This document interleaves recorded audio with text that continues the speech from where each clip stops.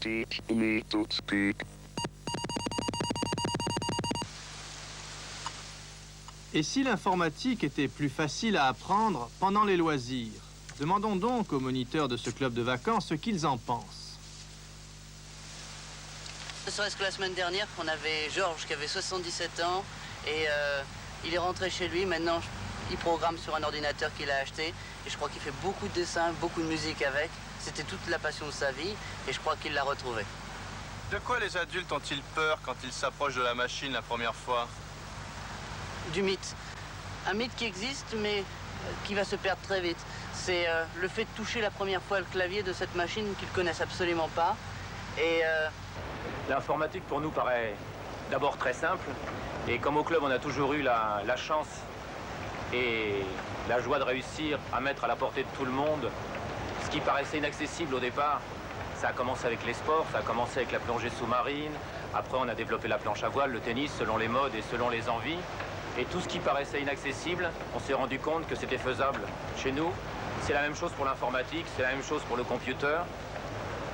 On ne pourra pas imaginer la vie de demain sans le computer, ça on en est sûr. Comme nous, on n'imagine pas non plus la vie de demain sans les vacances. On ne voit pas pourquoi on ne mélangerait pas les deux. Le sport exige beaucoup de pratique, et bien l'ordinateur aussi. Et là, dans cet endroit de rêve, il faut pouvoir concilier les deux. C'est pas facile. Philippe, vous passez plus de temps à la planche à voile ou à l'ordinateur ici?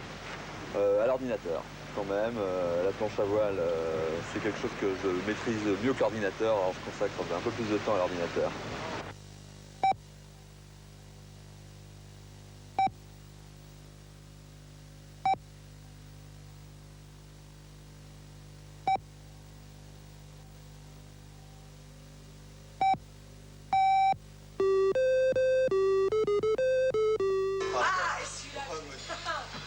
Allez, t'es prêt?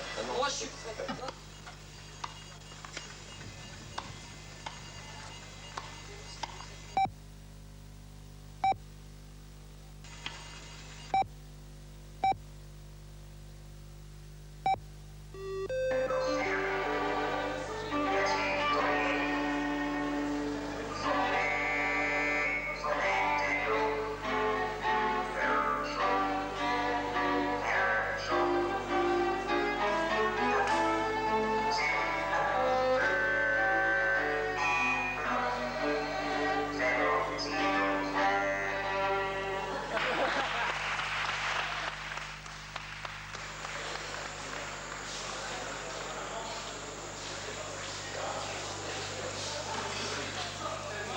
Nicolas, qu'est-ce que vous avez fait avec l'ordinateur là?